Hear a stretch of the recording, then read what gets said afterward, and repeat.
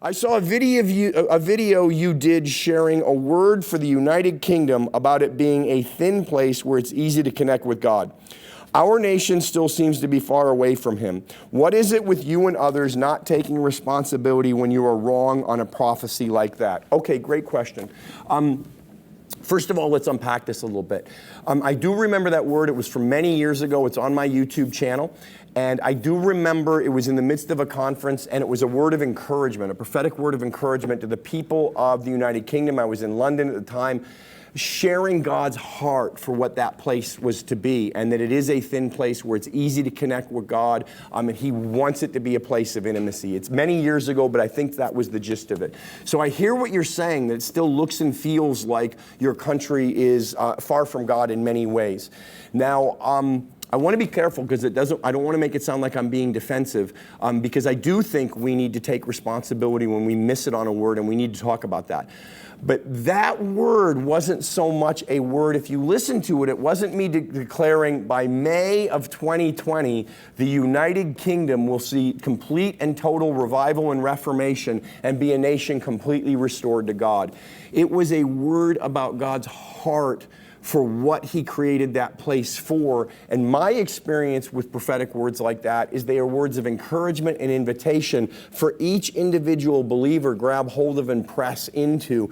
And I think the more the individuals do that, the more it manifests. So it was really a word of encouragement that no matter how things might look or feel, the United Kingdom is a thin place, was meant by God to be a thin place where it's easy to engage with Him, so believers begin to engage with Him. Now, let's bring up another word, because I do think the heart of your question, when someone misses on a prophetic word, why aren't we taking responsibility for that? And my simple answer is, I don't know. I think we should. I think it's important that we do that. I think it's important that we model that. But I also think it's important that we have the proper biblical perspective on that. Let me discuss another word that I've given for England. I think it was in 2017 where I got, I think I got 7 words at that time. And as I recall, in those 7 words, one of them was also a word for England, and I think specifically London, that there would be a uprising of street preachers from people who had been living on the street. And it was more involved in that, more detailed than that, but gosh, it was 3 years ago, and I don't remember the specifics of it. And I don't know if that's happened yet.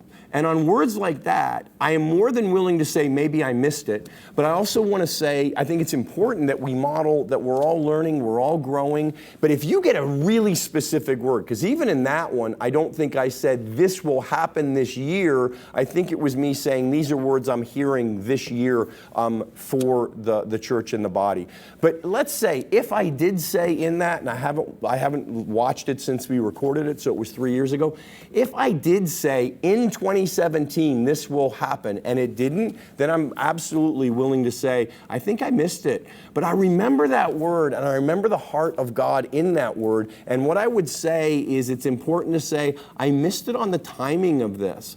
But we also need to remember that oftentimes God fulfills His words in subtle and easily missable ways.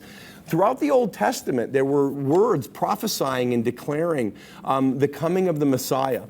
And for many of the lifetime of the prophets, that did not come forth, obviously, yet it ultimately did come forth. It wasn't within their lifetime, and many got, harangued for it, but it did come forth. And when it did, it came forth in a beginning that was so subtle that it actually was missed by almost everybody. So no, we never should be defensive about words we give. We should be willing to admit, hey, I think I might have missed it on this, but we should also look at, did I miss it on the timing? Did I miss it completely? Is this something that's being stirred? And the other thing I want to say is sometimes I think it's really important that we understand when God releases words, that oftentimes they are words to be prayed into, that we're to come alongside of, that we're to help birth, that we're to be Marys to and birth into the earth. But if we get a word like, say, if someone says, so-and-so will be elected in the 2016 election, and they're not, then we need to come out and say, hey, I missed it on that. Here's what I was sensing. And let's turn it into a teaching and mentoring moment so we can all grow together.